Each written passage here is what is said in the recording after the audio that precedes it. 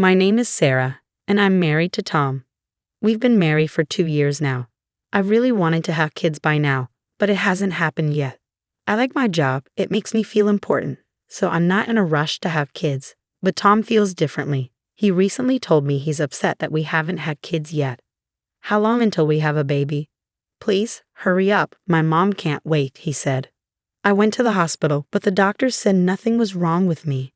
If you want, we can get you checked up too, I suggested to Tom. You're saying it's my fault we can't have kids. It can't be me, Tom argued. How can you be so sure? Sometimes it's the men who have issues, I replied. I can't be the problem. Stop saying that, Tom insisted. Well, if neither of us has fertility problems, let's see it as a good thing and wait a bit longer, I suggested. Why are you going easy on yourself? My mom really wants to meet her grandkids soon, Tom kept insisting. Every time Tom sees his mom, she asks, is the baby here yet? He's still refusing to get checked at the hospital, even though it's causing issues.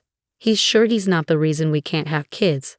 I got another checkup because I was worried, but everything seemed fine. Tom doesn't get that we only have one chance each month to have a baby. He keeps asking, are you ready for a baby yet? I'm tired of him and Mom asking, are you ready for a baby yet? Mom said the same thing today. She wants to see her grandchild's face soon, I complained. Again, please let's hurry up. Mom really wants it, Tom urged. We can't rush this, I explained. Every time we talk, it feels like we end up in the same argument. We've been having fewer and fewer conversations lately. Maybe it's because we don't talk much, but it's causing a lot of problems like this, I reflected. Mom's on her way, Tom suddenly announced. Right now, I exclaimed. Why does it matter? If she's coming, let me know so I can prepare. You're talking too much, Tom snapped back. She has a message for you, he added. Is it about kids again? I sighed. I've had enough. I don't care anymore, Tom muttered. That's what I hear every time I see her. It's your fault we can't have kids, so you need to explain it to her, I said, feeling frustrated. Just then, my mother-in-law walked in as we were talking. I'm sorry to interrupt. Here, I brought this for you, she said, handing me something. What is it? I asked. You can check them out yourself. They're a belly band and a lucky charm, she explained. What's the belly band for? I asked. It's important to keep your stomach cool when trying to have a baby, so you should use it, she advised. But it's too hot to wear a fuzzy belly band in the summer, I objected. You're looking at it the wrong way. This room is too cold because of the air conditioning. It chills your stomach, she argued. And how does this amulet work? I asked. It's a lucky charm from a famous temple for kids. After praying there, I heard that a celebrity had a baby. It seemed to bring good luck. So I went there yesterday despite the distance, she explained. You didn't need to go that far, I said. Don't worry just because you're more relaxed about this. As I've said before, I really want to see my grandkids. I went to the hospital, and it's not me, I repeated. Tom was sitting away from us, acting like he wasn't involved. Why haven't you gotten pregnant yet? My mother-in-law suddenly asked me. I'm not sure why you're asking, I replied. Why don't you try another hospital for a second opinion? Maybe a specialized hospital? I'll help you find one, she suggested. You don't have to do that. I'm sure it's not Tom, so I can only think it's because of you, I responded. Tom hasn't been checked yet. How can you be so sure he's not infertile? My mother-in-law asked. Because Tom, who seemed like he wasn't paying attention, interrupted the conversation. Mom, don't say things that aren't necessary, he advised. Sorry, my mother-in-law stopped talking suddenly. I think a package will be delivered by courier tomorrow, so please accept it, she said. I just wanted to give you this today, so I'll leave now, my mother-in-law announced before leaving me with only a belly band and a lucky charm for the baby. The next day, when the package arrived, I couldn't help but laugh. Inside were all sorts of good luck charms for having a baby. Your mom sent me a package. What was in it?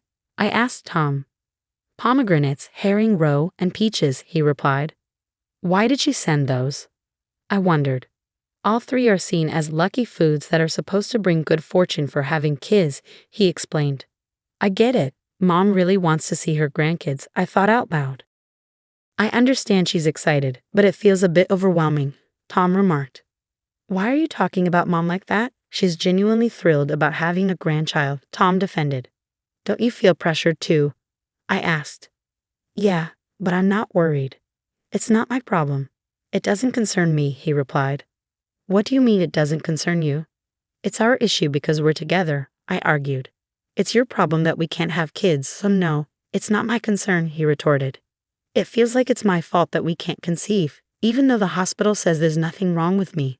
So why don't you go to another hospital for a thorough checkup like my mom suggested? I proposed. Why don't you ask her to help find a good hospital? He suggested. The hospital I went to is well known for fertility treatments. But maybe it's just famous, not actually good, I speculated. If you're suggesting that, why not ask your mom to find one? He suggested. Are you finally willing to do it? I asked. Yes, if you also get checked out, he agreed.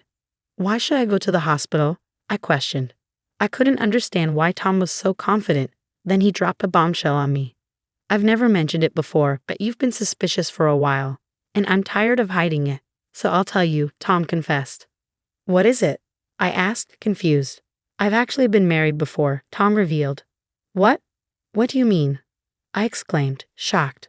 I got divorced 2 years before marrying you, he admitted. Why didn't you tell me? I demanded. Well, I got divorced because my ex cheated on me. She didn't ask for child support or anything, so I didn't think it was important to mention, he explained. Are you saying you have children? I asked, bewildered. A son, yes. I haven't seen him since he was born after the divorce, he confessed. I'm lost. I don't understand what you're saying, I admitted. That proves I'm not incapable of having kids. That's why you were so sure it wasn't me, he pointed out. I'm hurt that you think it's me, but it's possible you became infertile in the 2 years after your divorce, I argued. You're still blaming others. You're the issue, so own up to it and do something about it, he accused. I'm not talking about admitting or not admitting. You're starting to annoy me, I shot back. In my 2nd year of marriage, I learned for the first time that Tom had been divorced and had a child.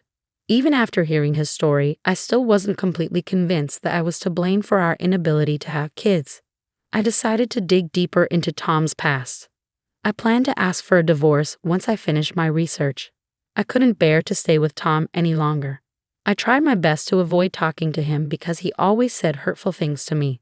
And of course, we never had intimate relations under such strange circumstances, so pregnancy was out of the question. Meanwhile, my mother-in-law, unaware of our situation, continued to pressure me about having children. Then, one day, Tom approached me looking irritated. By now, I was accustomed to being treated with disdain. He spoke up. I've been thinking about getting a divorce. We don't talk anymore. All we do is fight, and we haven't been able to have kids no matter how long I wait, he declared. I was surprised by his sudden announcement, but I responded calmly. Okay, that's fine. What? Tom was puzzled by my response. He must have expected me to object. Here are the divorce papers. I've filled out all the necessary information already, he stated. What? Why are they already filled out? I asked, shocked. I filled them out so I could end things whenever I wanted. Do you want a divorce? He asked. Yes, I replied, only partly joking. I'm not joking. Do you really want this? He pressed. You said it yourself, I reminded him. I didn't think it would come to this. Did you expect me to beg you not to go through with it? He questioned. Well, we hardly talk anymore, so I thought maybe this was a chance for us to talk and fix things, I explained. Then why didn't you say that from the start? He asked. I wanted things to go back to how they were. But that's not possible, I replied. I'll divorce you right now if that's what you want, he offered. That's not what I want, I admitted. Despite Tom's offer for a divorce, he continued to complain. Our conversations went on, even though it seemed pointless. Then my mother-in-law arrived, right on time. What's going on? She asked. I went out with some friends and got you some gifts, she said, handing me another charm. I visited a different shrine known for childbirth, so I got you this. I've been praying there, and I'm sure it'll bring you good luck this time. We don't need this anymore, I declared. My mother-in-law's face lit up at my words, but I could tell she had misunderstood something. I had a feeling things were about to get complicated again. Well, does this mean you no longer need it? She asked eagerly. Finally? I guess it's because of all my efforts. I'm so relieved, she exclaimed. That's partly right. We need to go back to show our gratitude, she suggested. We? I asked. My mother-in-law stood before me, looking happy. Tom stood beside me, silent, avoiding eye contact. I knew my next words would disappoint my mother-in-law. What is it exactly? Please don't tell me you're about to say what I think you're going to say, she urged. We've decided to get a divorce, I announced. What? Divorce? I thought you were expecting a baby, she replied, shocked. We were just talking about it. Is this a sudden decision? She pressed.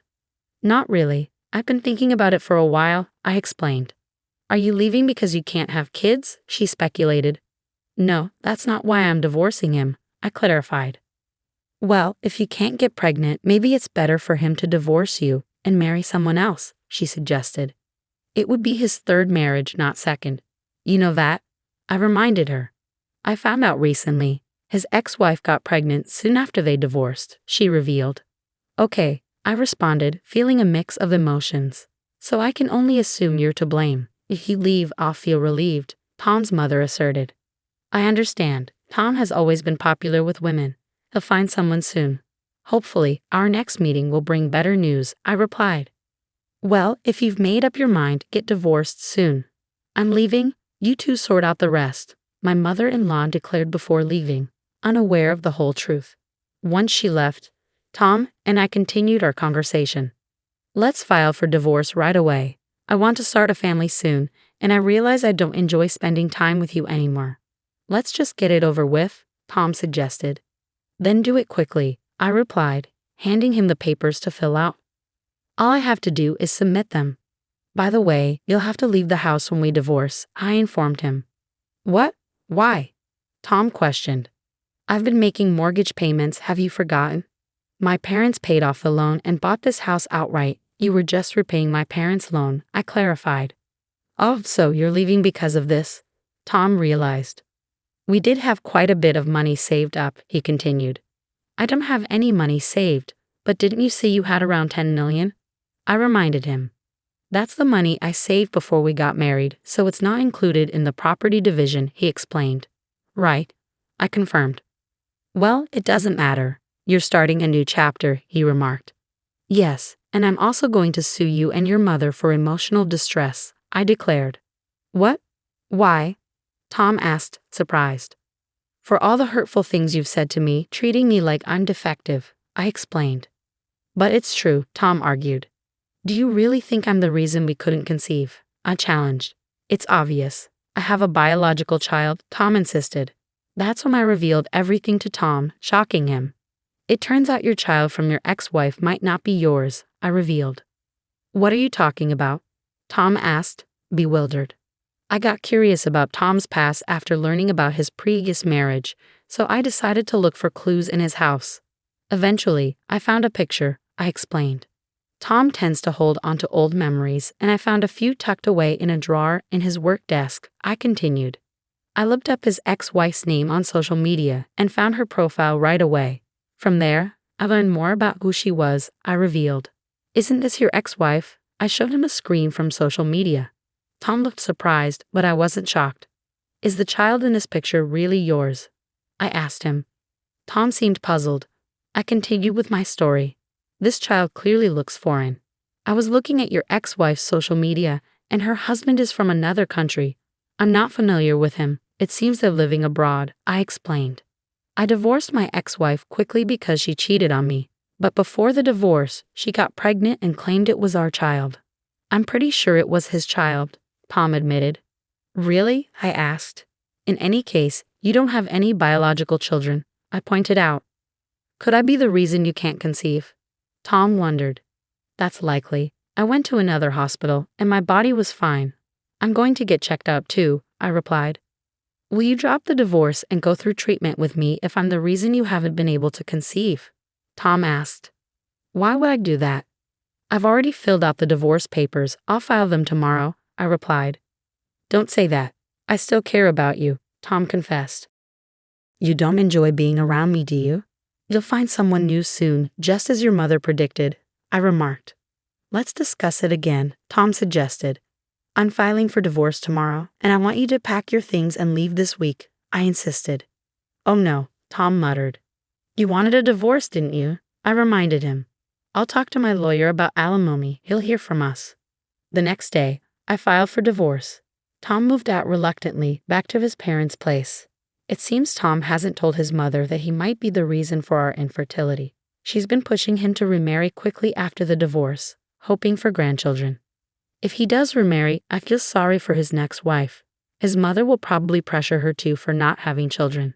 Since the divorce, I've thrown myself into my work.